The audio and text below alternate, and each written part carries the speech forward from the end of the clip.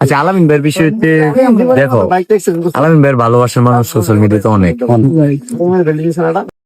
আলামিন ভাইয়ের জন্য সবার কাছে দোয়া চাই।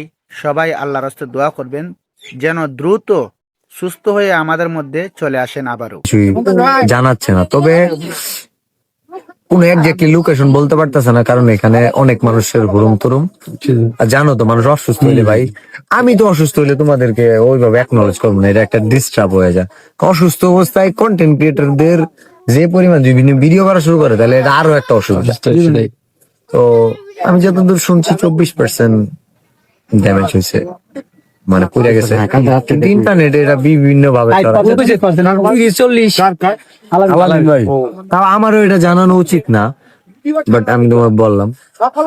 আর আমি কালকে রাতে কথা বলছি, আমি আলামিনের নাম্বারে কল দিয়েছিলাম, তো ওনার কোন একটা ভাইয়ের ফোন ধরছে, একটা ভাইয়া।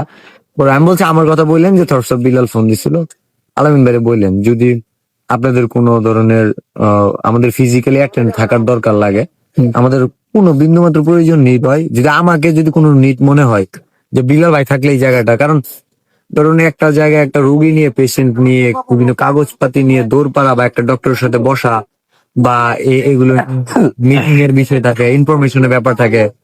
তো ওই জায়গা থেকে যদি কোনো দরকার মনে হয় যে বিলাল ভাইকে দরকার আছে, জানাই আমি চলে আসবো। আমি একটু বলছি আমার প্রয়োজন, আমাদের শিল্পুর থেকে হবে না। অবশ্যই আমি মনে করি বিল্লাল ভাই আপনার আলামিন ভাইয়ের পাশে দাঁড়ানো উচিত।